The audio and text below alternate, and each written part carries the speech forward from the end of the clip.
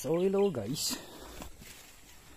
So update natin yung ampalaya natin guys, no? So ito yung itsura ng ng 30 days old na ampalaya guys. Oh, kita nyo naman. Tataas ang mga vines nila guys, no? Kumbaga ito yung pinakaunang sprout ng flowers nila guys. Ito, tignan natin ito. Wow, ito nahulog. Ito yung pinakaunang flowers nila guys, parang ganito. Ito yung magsisilbing bulaklak ng ampalaya natin. Kumbaga kung papalarin tayo, ito yung magiging first batch na harvest natin for these ampalaya guys. So as you can see guys, ang dark green yung yung dahon ng ampalaya at sobrang lalaki pa, oh. Tingnan nyo, kita nyo ang laki ng pala natin guys. Kita nyo naman, oh, sobrang berde. So indication niya ng nasa right track tayo guys. Kumbaga indikasyon niya na matataba yung ampalaya natin guys. Kumbaga isa pas maganda sa ampalaya natin guys is purely organic. It means kumbaga hindi tayo gumagamit ng mga pesticides or any kind of fertilizer.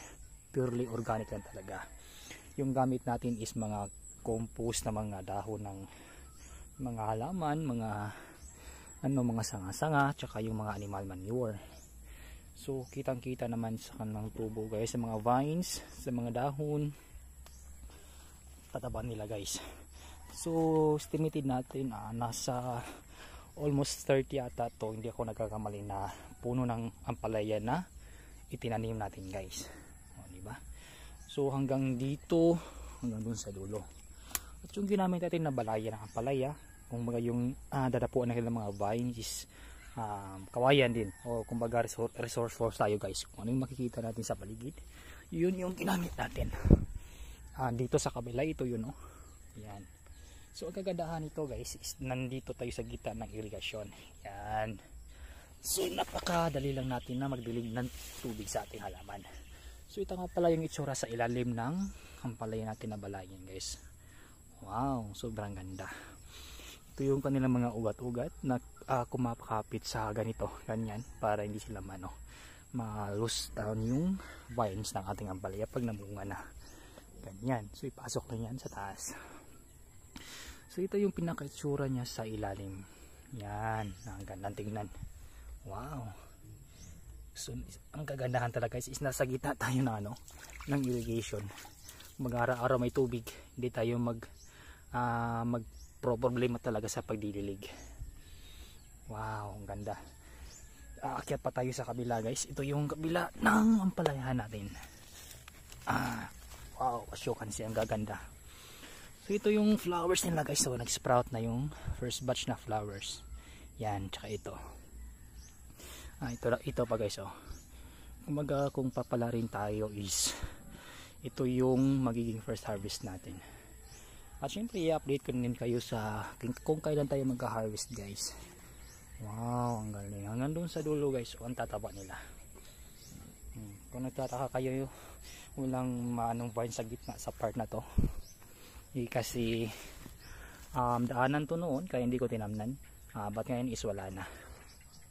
So maliit lang tong area natin guys. Ayan, oh, ganyan lang siya kaliit. Pero nasa estimated natin pag na-harvest tayo dito, mga 30 to 40 kilos in all harvest na yan kung papalarin. Ganyan. So may ibang area din tayo ng ampalaya natin na 16 days old ata yun guys. So tara, pasyal ko kayo. Okay. So yun yung isang area natin guys ng ampalaya din. Estimated natin nasa 16 days old ata to guys. 16 days kung hindi ako nagkakamali. Yun, ang ganda tingnan guys. Kung maga tatlong block ito guys, isa, dalawa, tatlo. So estimated natin nasa 30 plus na puno ng ampalaya ito guys. Wow. As you can see naman guys, oh, tataba ng lalaki ng dahon. Dark green yung kanilang mga dahon. So napakagandang indikasyon yun guys na magandang tubo ng ampalaya natin at nasa right track tayo guys. So hopefully gandang harvest natin ito sa susunod na mga, kumbaga hindi ko nagkakamali guys, tansya ko mga another 30 days or 40 bago ito ma-harvest. Wow. So ito yung area natin guys, yung isang area natin, maliit lang pero ang dami nating natamnan. Wow. So same dun sa kabila guys, area natin, din to, purely organic. No pesticides, no any other fertilizer added sa ating mga ampalaya, kundi purely organic. Mga sanga-sanga ng dahon, mga compost ng mga dahon, mga lantang dahon, tsaka animal manure din guys. Tsaka kitang-kita naman sa lupa kung gaano kataba guys, di ba? Black soil na talaga. Pero dito sa part na to guys, wala tayong walang kanal dito. So kumbaga manual tayo na kumukuha ng tubig para diligan ito guys. Yan yung hitsura ng 16 days old na ampalaya. Wow. Napakagandang tingnan guys, So same din sa kabilang area guys, yung gamit natin is kawayan. So resourceful tayo guys, kung ano makita natin sa paligid, yun yung gagamitin natin. Tsaka yung kanilang dalapuan ng vans na dito is dahon ng niyog. Di ba? Ang gandang tingnan.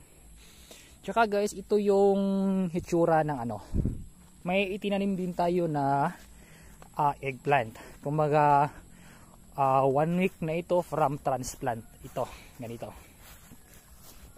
Ito yung hitsura ng 1 week from transplant natin guys.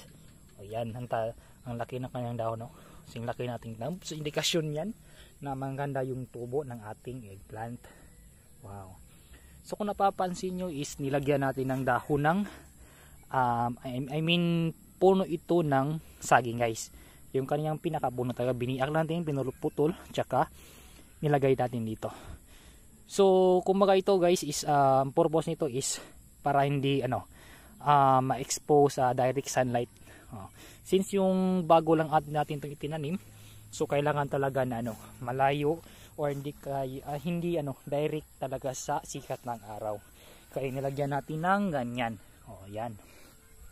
So ang gandaan nito guys is yung sinasabi ko kanina, be resourceful tayo, So yan yung ginamit natin na pantakip sa kanila imbis na mga plastic. Di ba? So tansya ko guys nasa almost 60 plus. More or less 60 plus na puno ito ng eggplant. Yan yung isang area natin guys. At ito naman yung pangalawang area natin ng eggplant. Ito. Wow. So yan ito yung tsura ng 1 week old na eggplant from transplant. Wow. Tsaka dito sa kabila guys, may itinanim din tayo na okra. 1 week old, more or less 4 days ata ito guys. So ito, tumubo na. Ito, 2 piraso. Kumbaga tig 2 yung nilagay natin na buto. Kaya kumbaga hindi tutubo yung isa, is may tutubo pa ulit. Yan yung hitsura niya guys. Tansya ko lang guys, nasa 20 plus ito na seedlings. Ganyan. Yung iba hindi pa tumubo pero sa susunod na mga araw tutubo din yan. Wow, ang ganda. Kaya yan yung kubo natin guys, yung 2 kubo, yung pinakadabis sa lahat. Diba? So hopefully guys, kung papalarin tayo is malaki yung maka-harvest natin dito. Pinaka-paborito ko kasi yung ampalaya guys diba? Sarap yung itlogan na lagyan ng itlog. So guys, yun yung update natin sa ating ampalaya, tsaka eggplant, tsaka okra. Kung i-update ko lang ulit kayo if kailan na ito mamumunga at mag-harvest. May nag-video naman ako dito guys from day 1 to harvest. Update ko lang kayo pag na-upload na natin. Don't forget to like, share, and subscribe na rin guys para updated kayo sa susunod na mga uploads natin. Lalo na sa pag-upload ng pag-harvest natin. Diyan, ang ganda ng ating ampalaya. Lalaki na mga dahon. Okay guys, so dito lang. Bye bye.